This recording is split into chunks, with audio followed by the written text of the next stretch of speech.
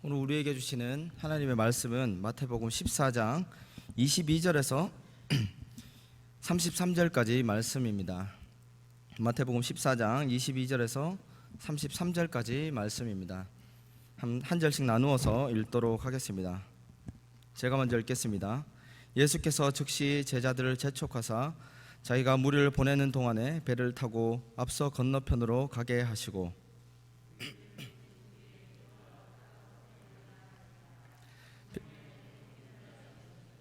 배가 이미 육지에서 수리나 떠나서 바람이 거스름으로 물결로 말미암아 고난을 당하더라.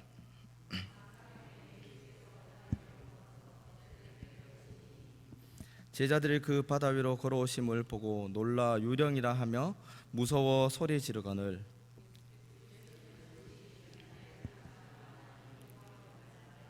베드로가 대답하여 이르되 주여, 만일 주님이시거든 나를 명하사 물 위로 걸어오라 하소서 하니,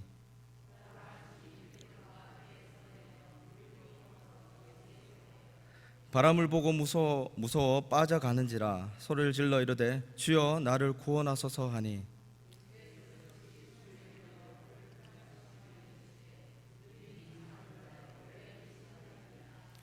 배에 함께 오르심에 바람이 그치는지라. 함께 읽겠습니다. 배에 있는 사람들이 예수님께 절하 이르되 진실로 하나님의 아들이로소이다 하더라. 아멘. 여러분 반갑습니다. 이렇게 코로나 이후에 처음으로 이렇게 말씀을 함께 나누는 것 같습니다. 오늘 우리가 함께 볼 말씀은 제목은 이제 잊을 수 없는 경험이라는 제목으로 함께 말씀을 나누려고 합니다. 여러분 혹시 하늘을 날아보신 경험이 있으신가요? 제가 말하는 하늘 난다는 것은 비행기를 타고 나는 것을 말하는 것이 아닙니다. 맨몸으로 혹시 하늘을 날아본 경험이 있으신가요? 맨몸으로 하늘을 뛰어내리는 그런 익스트림 스포츠가 있습니다. 혹시 들어보셨는지 모르겠지만 스카이 다이빙이라고 날아가는 비행기에서 낙하선을 메고 뛰어내리는 그런 어떤 스포츠가 있습니다. 따지자면은 사실은 이 하늘을 난다기보다는 하늘에서 이 뛰어내리는 게 떨어진다는 표현이 더 맞을 것 같습니다. 저는 이 해보지는 못했지만 이 하신 분들의 말을 들어보면은 그 뛰어내릴 때 짧은 순간이지만 굉장한 짜릿함을 느낀다고 합니다. 세상에서 느껴보지 못한 그런 짜릿함을 그 스카이 다이빙을 할 때 느낀다고 합니다. 그래서 한 번 한 사람은 절대 그 짜릿함을 잊을 수 없다고 합니다. 그래서 또 하게 되고 또 이렇게 하게 되는 그런 경우를 보게 됩니다. 목숨을 건 이 스포츠라서 권해드리고 싶지는 않습니다. 사실 이런 경험은 쉽게 할 수 있는 것은 아니죠. 그렇지만 시간과 용기가 있으면은 할 수 있는 그런 경험입니다. 그러나 오늘 말씀에 보면은 이 베드로가 한 경험은 그 누구도 하지 못한 그런 경험입니다. 베드로의 경험은 이전에도 없었고 이후에도 없던 그런 경험입니다. 사람이 맨몸으로 물 위를 걸어갈, 배를 타거나 아니면 도구를 사용해서 걸어갈 수는 있겠지만 맨몸으로 물 위를 걸어간다는 것은 불가능한 일이죠. 베드로가 어떤 일을 경험하였나요? 파도가 치고 거센 풍랑이 일고 있는 그 바다 위를 걸어가는 그런 경험입니다. 배도 앞으로 나아가지 못하고 거센 풍랑이 이는 그 바다 가운데서 걸어간다는 것은 정말 놀라운 그런 경험이고 일이죠. 바다 위를 걸어가는 그 경험은 그의 인생에서 절대 잊혀지지 않는 그런 경험이었을 겁니다. 그 놀라운 사건이 우리가 함께 읽은 그 본문입니다. 오늘 무리를 걸은 기적은 이 오병이어 기적부터 시작이 됩니다. 예수님께서 빈들에서 보리떡 5개와 물고기 2마리를 가지고 5,000명을 먹이신 기적을 베푸십니다. 예수님께서 오병이어 기적을 통해서 예수님 자신이 정말 생명의 떡이라는 것을 사람들에게 알리셨습니다. 그러나 무리들은 그렇게 생각하지 않았죠. 마태복음에는 잘 나오지 않지만 이 요한복음을 읽어 가시다 보면은 이 오병이어 기적에서 이렇게 나오게 됩니다. 요한복음 6장 14절에서 15절에 이렇게 나와 있습니다. 그들이 예수님께서 행하신 이 표적을 보고 말하되 이는 참으로 세상에 오신 그 선지자라. 15절에 이렇게 나와 있습니다. 예수님께서 그들이 와서 자기를 억지로 임금으로 삼으려고 하는 줄 아시고 혼자 다른 곳으로 가셨다, 기도하러 가셨다라는 말씀이 나옵니다. 사람들은 놀랍게도 예수님을 메시아로 생각하고 있었습니다. 14절에서 말하듯이 구약 성경에 신명기에 나오는 신명기 18장 15절에서 18절에 나오는 그 선지자, 모세가 얘기한 그 선지자로 사람들이 인식을 했습니다. 그 선지자가 바로 예수님이라고 무리들이 생각했던 것이죠. 그런데 15절 이하에 보면은 그들이 예수님, 요한복음 15절 이하에 보면은 그들이 예수님을 억지로 임금을 삼으려고 했다라고 기록하고 있습니다. 사람들은 예수님이 메시아라고 고백하고 있는 것입니다. 그러나 사람들은 예수님의 말씀을 듣지 않았습니다. 다만 예수님이 자신이 원하는 소원을 들어주는 그런 메시아 정도로만 생각했던 것이죠. 거기에 모인 무리들 뿐만이 아니라 제자들도 그렇게 생각하게 되었습니다. 그래서 제자들도 그 생각에 젖어들지 않도록 예수님께서 급히 제자들을 다른 곳으로 보내시는 그런 모습이 오늘 본문의 내용입니다. 마가복음 10장 35절에서 41절에 보면은 야고보와 요한이 예수님께 간청하여서 예수님이 왕이 되시면은 하나는 우편에 하나는 좌편에 앉혀달라는 그런 내용이 나옵니다. 제자들도 무리들과 마찬가지로 예수님의 참뜻을 잘 이해하지 못한 것 같습니다. 이처럼 무리는 물론이며 12 제자들조차도 예수님의 참뜻을 이해하지 못하고 하나님의 뜻과 다른 방향으로 생각하고 다른 방향으로 이해했습니다. 그래서 예수님께서 즉시 이루어지는 일들을 중단시키시며 또 제자들을 다른 곳으로 보내십니다. 오늘 본문 22절에 보면은 예수님께서 즉시 제자들을 재촉하사라고 말하고 있습니다. 그리고 건너편으로 가게 하셨다고 기록하고 있습니다. 예수님께서 만나와 같은 이 신령한 하나님의 은혜를 맛보는 그 현장에서 즉시 다른 곳으로 보내십니다. 사람들을 다 흩으시고 그 자리를 파하시고 또 그 자리를 본인도 피하게 되십니다. 그리고 제자들을 급히 다른 곳으로 보내십니다. 예수님께서 제자들을 즉시 재촉하신 이유는 제자들을 위해서입니다. 예수님께서 제자들이 예수님과 그를 보내신 하나님의 뜻을 온전히 알게 하기 위해서 제자들을 그 바다로 보내신 것입니다. 예수님께서 즉시 제자들을 보내신 것은 제자들의 생각이 거기에 머물러 있지 않게 하기 위해서 그렇게 보내신 것입니다. 제자들이 하나님께서 원하신 바른 뜻을 찾아가도록 예수님께서 그들을 인도하신 것입니다. 그리고 예수님은 산으로 올라가서 기도하십니다. 기도의 내용은 나오지 않지만 예수님은 아마 제자들을 위해서 기도하셨을 겁니다. 그리고 제자들은 저녁쯤에 배에 태워 보내셨습니다. 그런데 제자들이 탄 배가 건너편에 도착했어야 되는데 풍랑을 만나서 가지 못하고 있는 것입니다. 본문 24절에 보면은 이를 고난당하고 있다라고 말하고 있습니다.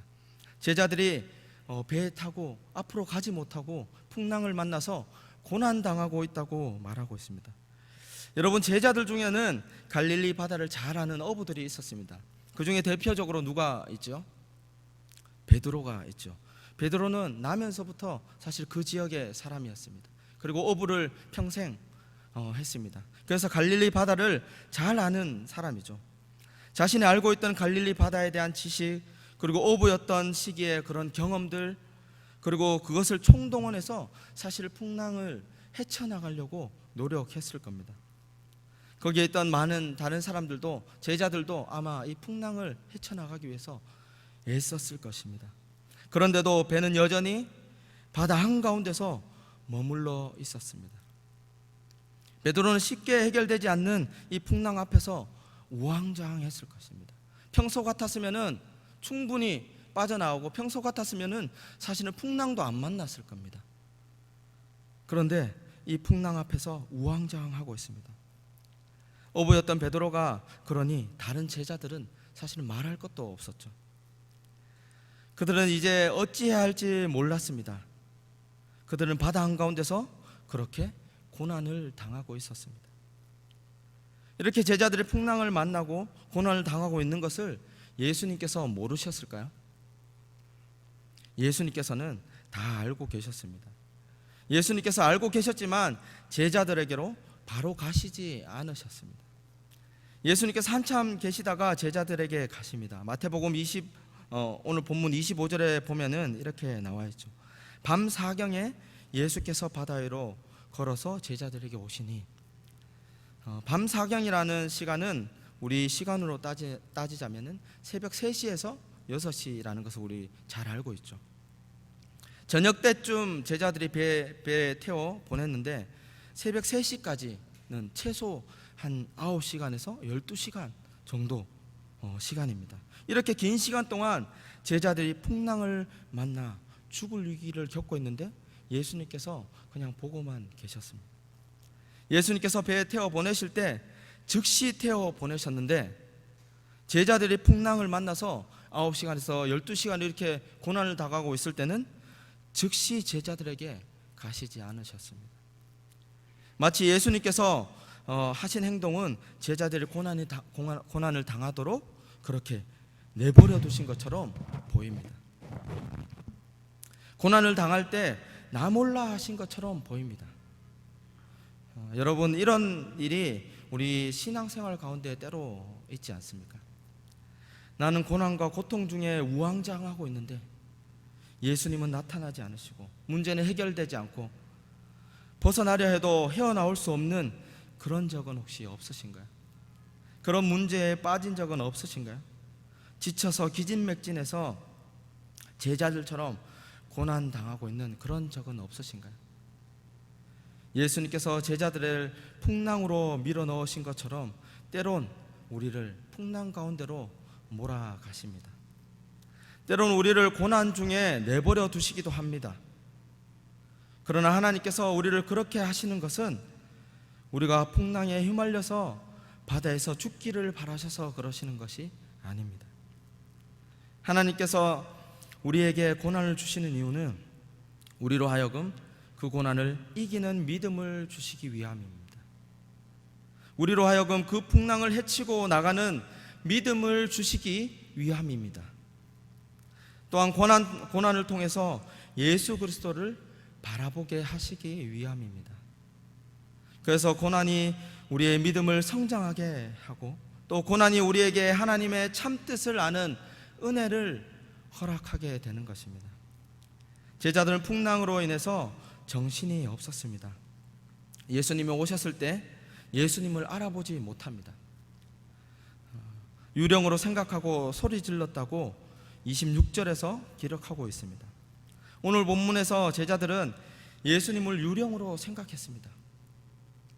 풍랑이라는 큰 문제 앞에서 우왕좌왕하다가 예수님으로 알아보지 못한 것이죠.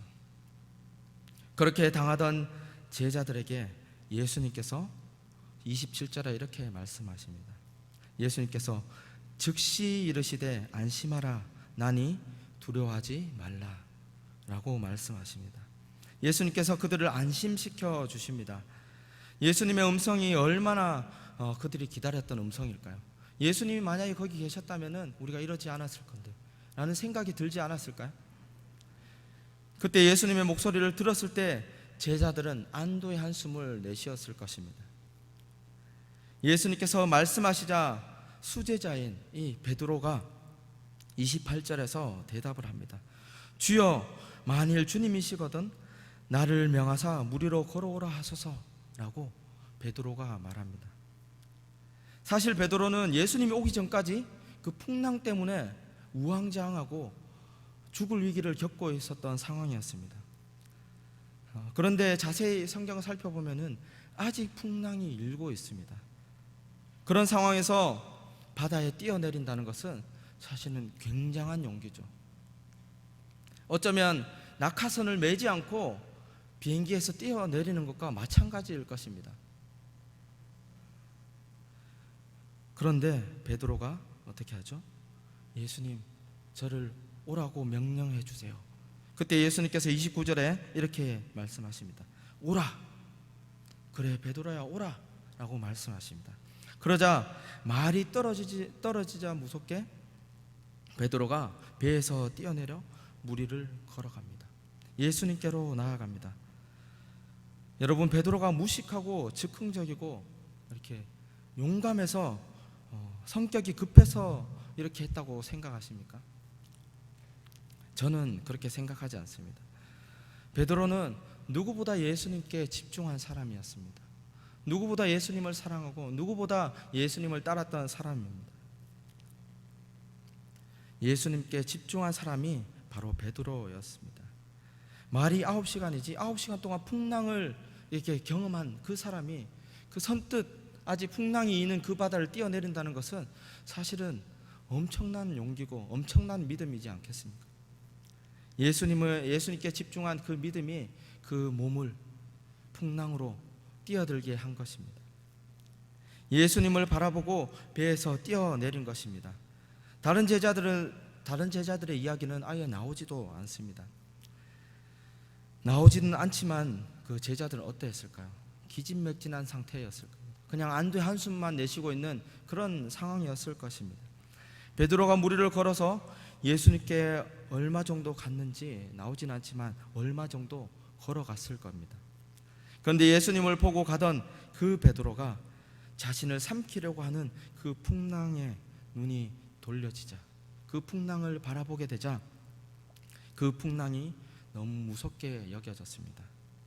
그러자 그 순간 물에 빠지고 말았습니다. 30절에 이렇게 나와 있습니다. 바람을 보고 무서워 빠져가는지라 소리질러 이르되 주여 나를 구원하소서 하니 베드로는 당황하여 소리질렀습니다. 주여 나를 구원하여 주세요 라고 다급하게 소리질렀습니다. 그러자 예수님께서 32절에 즉시 손을 내밀어 베드로를 잡아주셨습니다. 베드로가 예수님께 오다가 물에 빠졌을 때 빠진 베드로의 손을 예수님께서 잡아주신 것입니다. 그리고 베드로가 물에 빠진 이유를 예수님께서 말씀하셨습니다. 무엇 때문에 빠졌다고 얘기하고 있습니까? 의심하였기 때문에 내가 빠졌다라고 말씀하고 있습니다. 무엇에 대한 의심이었을까요? 예수님께서 이 바다를 다스리시는 분이 맞는가 하는 의심이 들었겠죠. 내가 물 위를 걸어가고 있지만 끝까지 예수님께 걸어갈 수 있을까라는 그런 의심이 들었던 것입니다. 베드로의 의심은 예수님의 능력에 대한 의심이었습니다. 베드로는 많은 기적과 능력을 또 그 눈으로, 그 몸으로 경험하였지만 그 풍랑 앞에서 예수님을 의심하고 말았습니다. 그 앞전에 5,000명을 먹이신 그 기적을 경험하지 않았습니까? 풍랑은 왜 아직도 불고 있지? 그런데 왜 풍랑은 여전히 거세게 나를 덮치려고 하지? 이런 마음이 들었을 때 빠지게 된 것입니다. 그런 의심의 순간에 베드로는 물에 빠진 것입니다. 여러분, 우리도 베드로처럼 이런 의심이 들 때가 있습니다. 사실 이런 의심은 누구나 한 번쯤은 신앙생활을 하다가 들게 되는 것입니다. 예수님을 믿지만 고난과 시련은 여전히 찾아오고 은혜를 받고 말씀대로 살아가려고 열심히 애는 쓰지만 일은 잘 풀리지 않는 그런 상황 가운데서 다른 사람들보다 더 열심히 신앙생활하고 더 열심히 살아가는데 풍랑은 여전히 우리를 덮치려고 하는 그런 순간에 하나님은 왜 가만히 계시지? 정말 하나님이 계신 것 맞아? 그런 생각이, 그런 의심이 우리를 삼킬 때가 있습니다. 그러나 여러분, 배에 타고만 있다면 베드로가 물 위를 걸었던 이 놀라운 경험은 할 수 없습니다. 베드로는 의심했지만 예수님께서 그 의심을 믿음으로 바꾸어 주셨습니다. 그리고 베드로의 손을 잡아 주셨습니다. 그가 완전히 빠져 죽지 않게 그의 손을 잡아 주셨습니다. 이처럼 예수님께서는 때로는 우리를 고난 가운데로 몰아가실 때가 있습니다. 그러나 우리를 내버려 두지 않으십니다. 우리를 위해서 여전히 기도하시고 우리를 고난 가운데서 건져 주십니다. 우리의 믿음을 더욱더 굳건하게 세우십니다. 고난을 경험한 뒤에 비로소 그 믿음이 더욱더 든든하게 서가는 것입니다. 33절에서 배에 있는 사람들이 예수님께 절하며 이르되 진실로 하나님의 아들이로소이다 라고 고백합니다. 고난 뒤에 그 은혜를 경험했을 때 이런 고백이 나오게 되는 것이죠. 이러한 고백이 저와 여러분들에게 있기를 간절히 소망합니다. 마지막으로 이 베드로는 더욱 특별한 경험을 하게 됩니다. 오늘 본문에서 나오는 9시간 동안 풍랑과 씨름한 이런 경험도 사실 특별한 경험이죠. 인생에서 그런 경험이 얼마나 있겠습니까? 물에 빠져서 죽을 뻔한 그런 경험도 특별한 경험이죠. 그리고 잠깐이지만 물 위를 걸어가는 맨몸으로 걸어가는 그런 경험도 아주 특별한 경험입니다. 그러나 그것보다 더 특별하고 잊을 수 없는 경험의 장면이 나오게 됩니다. 저는 이 장면을 상상하면은 너무 마음이 이렇게 설렙니다. 가슴이 막 벅차오릅니다. 그리고 사도 이 베드로가 너무 부럽습니다. 그 장면은 바로 예수님께서 물에 빠진 베드로를 잡아 건지신 이후의 장면입니다. 32절에 보면은 이렇게 나와 있습니다. 배에 함께 오르심에 바람이 그치는지라. 32절에는 아주 짧게 나와 있습니다. 그러나 여러분 한번 생각해 보십시오. 물에 빠져서 허우적거리는 베드로를 잡아 건지셨습니다. 예수님께서 그를 잡아 건지셨습니다. 그리고 배에서 얼마나 걸어왔는지 모르겠지만 예수님의 손을 잡고 함께 바다를 걸어가는 그 장면을 한번 생각해 보십시오. 마치 영화 같은 장면이 아니겠습니까? 풍랑은 여전히 일고 있는데 32절에 보면은 배에 오를 때 풍랑이 그쳤다, 바람이 그쳤다라고 말하고 있습니다. 풍랑은 여전히 일고 있는데 예수님과 함께 손을 잡고 그 바다 위를 걸어가는, 안전하게 배 위에 오르는 그 베드로의 마음, 그 상황들 한번 생각해 보십시오. 얼마나 그 베드로의 마음이 설렜을까요? 베드로 사도가 풍랑 속에서 예수님과 손을 잡고 걸어가는 그 순간을 베드로는 평생 잊지 못하였을 겁니다. 그 순간은 짧았지만 성령을 받은 이후에 그의 인생이 그 어떤 고난과 두려움 속에서도 예수님과 동행하며 평안을 누리며 예수님과 함께 걸어갔습니다. 베드로는 죽을 때 어떻게 죽었습니까? 십자가에 거꾸로 매달려 죽었습니다. 그의 인생은 거센 풍랑이 끊이지 않았습니다. 풍랑이 있는 바다를 예수님과 함께 걸어간 것처럼 그렇게 베드로가 살았습니다. 사랑하는 우리 성도님들, 우리는 인생의 풍랑을 늘 겪습니다. 풍랑 가운데 늘 우리가 있습니다. 우리가 죽는 순간까지도 그 풍랑이 끊이지 않고 입니다. 우리를 찾아오죠. 그러나 우리가 풍랑 속에서 평안할 수 있는 것은 주님이 우리의 손을 붙들고 계시기 때문입니다. 주님과 함께 걸어가기 때문에 아무리 거센 풍랑도 우리를 집어삼킬 수 없게 되는 것입니다. 주님과 함께 걸어갈 때에 풍랑 속에서도 평안을 누릴 수 있는 것입니다. 풍랑은 여전하지만 더 이상 그것이 우리에게 위협이 되지 않고 우리의 두려움이 되지 않게 되는 것입니다. 예수님과 함께 걸어갈 때, 우리가 코로나 시대를 지금 사태를 겪고 있지만은 우리가 주님과 함께 걸어갈 때 이것이 우리의 두려움이 되지 않는다는 것이죠. 우리의 죽음이 우리의 두려움이 되지 않는다는 것이죠. 우리의 마음을 두렵게 하지 못한다는 것입니다. 주님과 함께 걸어갈 때에 그 평안을 풍랑 가운데서도 누릴 수 있게 되는 것입니다.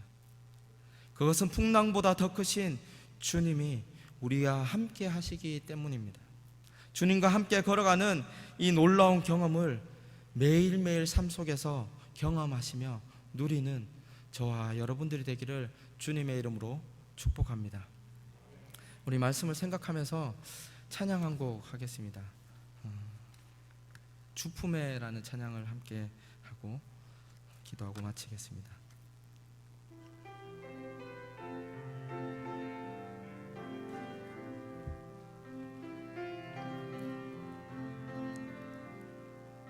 주품에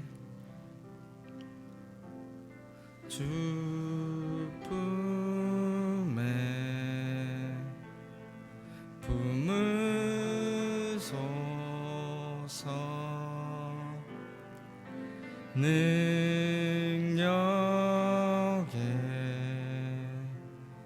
발로 덮으소서 거친 파도 날 향해 와도 주와 함께 날아오르리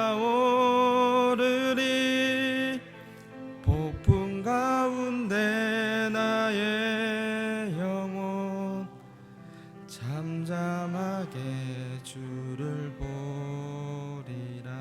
주님 안에 님 안에 나 거하리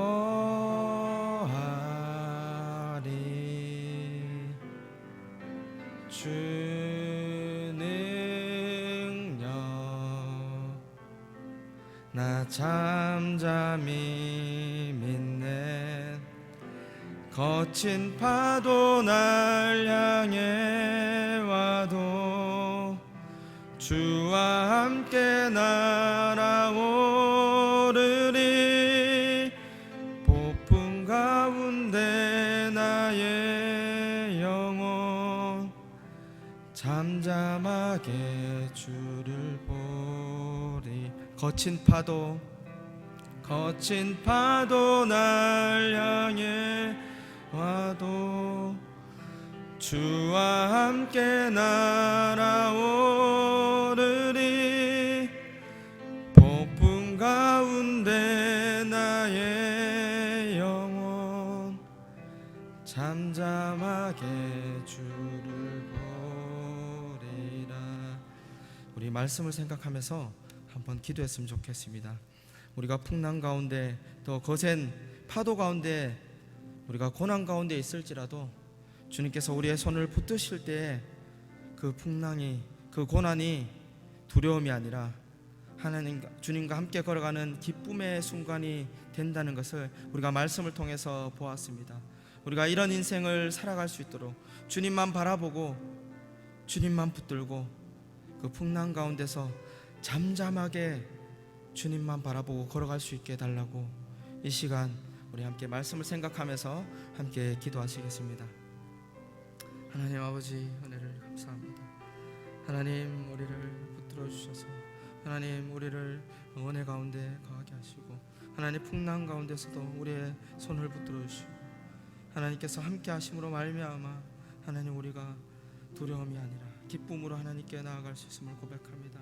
하나님 베드로 사도가 경험한 것처럼 주님과 함께 동행할 때 그 풍랑이 우리를 집어삼킬 수 없으며 그 풍랑이 우리에게 두려움이 되지 않는 것처럼 하나님 매 순간순간마다 하나님의 경험하심 하나님과 함께 하시 하나님께서 붙드심을 경험하며 하나님 고난과 시련 가운데서도 주님만 바라보고 나아가는 귀한 우리 강명교회 성도님들 될 수 있도록 주님 은혜를 다하여 주시옵소서. 하나님 은혜를 다하여 주시기를 주님 간절히 바랍니다.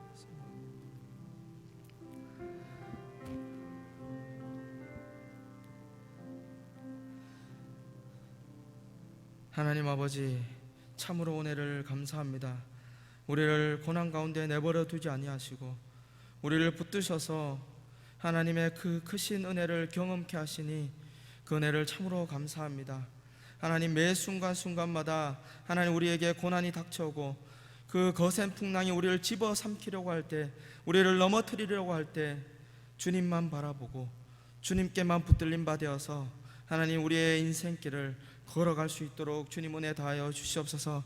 하나님, 그 풍랑과 고난이 우리에게 두려움이 되지 않도록 주님 우리의 마음을 붙들어 주시고, 하나님 풍랑 가운데서도 잠잠하게 주의 길을 걸어갈 수 있는 우리 귀한 성도님들 다 될 수 있도록 주님 은혜를 다하여 주시옵소서. 주님께서 붙드심을 경험하며 누리며 그 기쁨 가운데 한 주간도 보낼 수 있도록 주님 은혜를 다하여 주시옵소서. 감사를 드리며 거룩하신 예수님의 이름으로 기도드립니다. 아멘.